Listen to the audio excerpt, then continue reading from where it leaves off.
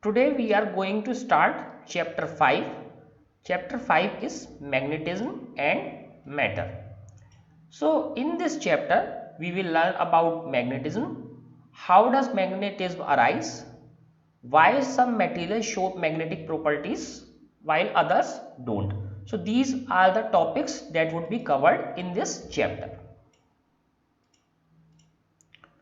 So let us read some of the introduction first. So we know magnetic phenomena are universal, that it is found everywhere from galaxy to invisible atoms.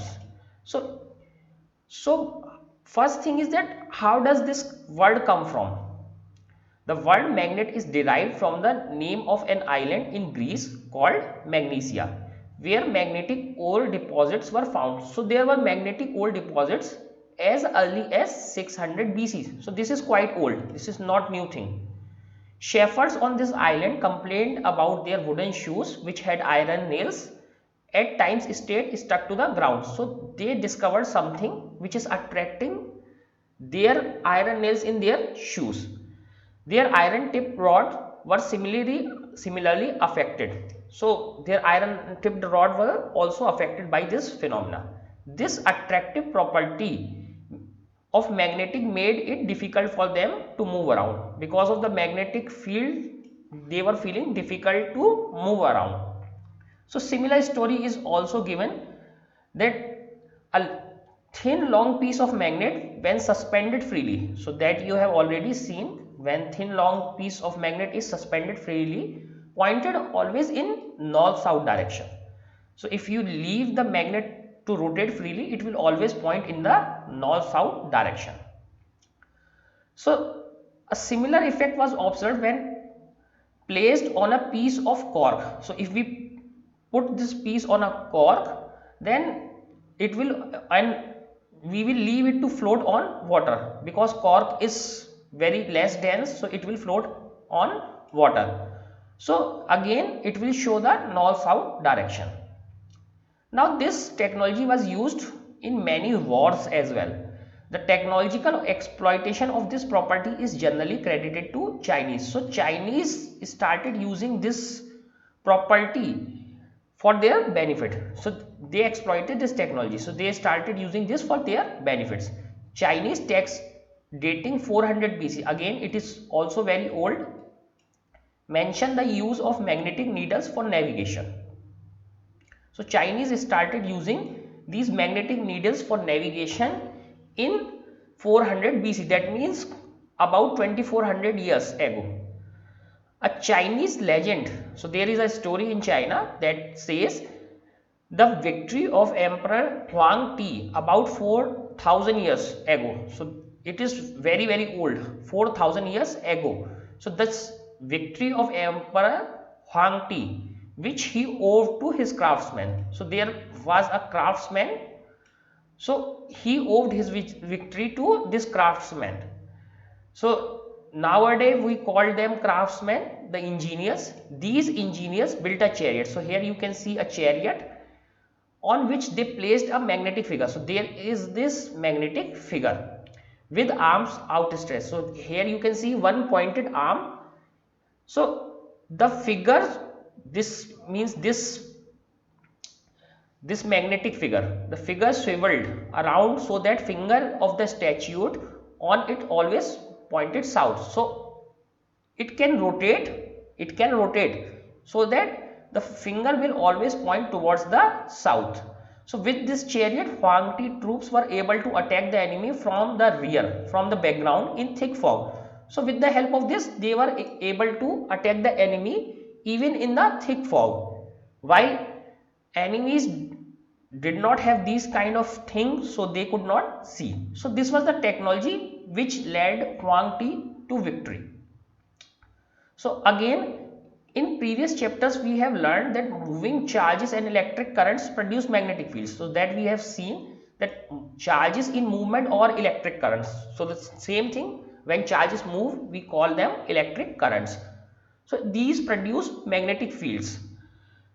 This discovery was made in early part of the 19th century, credited to Oersted, Ampere, Biot-Savart and Emung. others. So again, though the magnetic phenomena is quite old, the discovery that moving charge particle or electrical currents give rise to the magnetism, this is only in the 19th century. This is very recent, only 200 years old. So in this chapter, what we will learn, we will take a look on magnetism as a subject of its own right. So we will look at only on magnetism in this chapter. So this is the basic behind this chapter. So we will look at the magnetic properties. Now let us understand some of the commonly known ideas regarding magnetism. So first idea is the earth behaves as a magnet with the magnetic field pointing approximately from geographic south to north. So this thing we have to remember.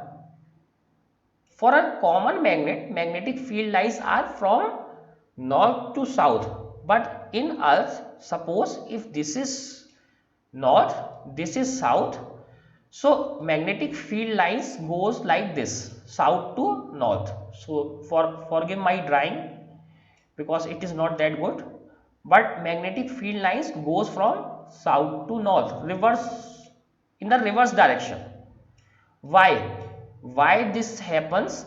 Because the earth's north, the geographical north of earth is magnetic south.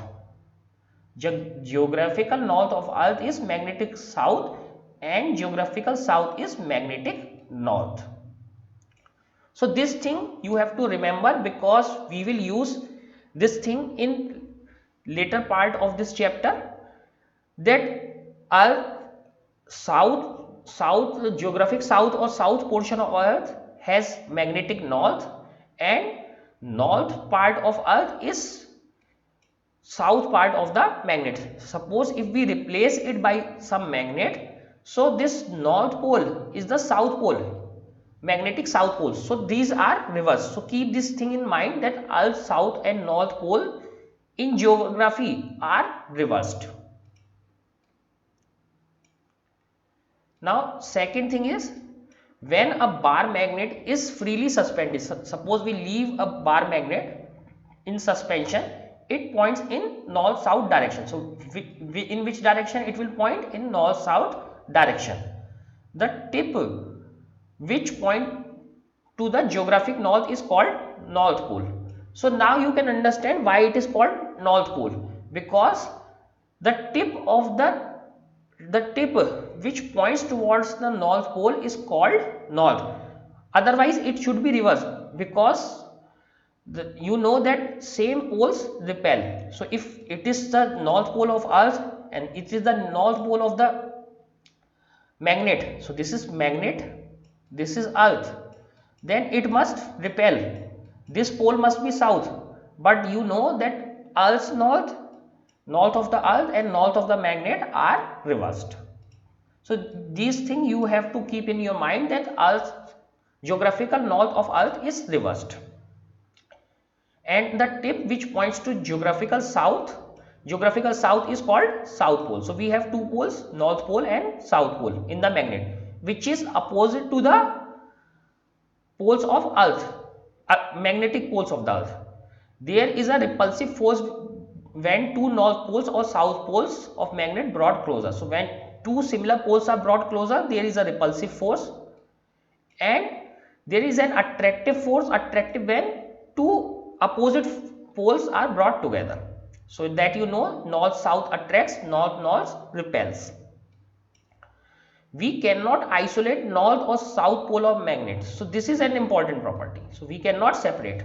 If a bar magnet is broken into two pieces, we get two similar bar magnets with somewhat weaker property. So property would be weaker, but the poles will remain. We cannot separate poles. Unlike electrical charges, so this line is very important. Unlike electric charges, isolated magnetic north and south pole known as magnetic monopoles do not exist. So magnetic monopoles are not there. It is possible to make magnets out of iron and its alloys. So we can make magnets iron and its alloys. So we will begin this chapter with the description of bar magnets and its behavior. in the magnetic field. So again, this is an external magnetic field. So we will start with bar magnet and behavior in external magnetic field.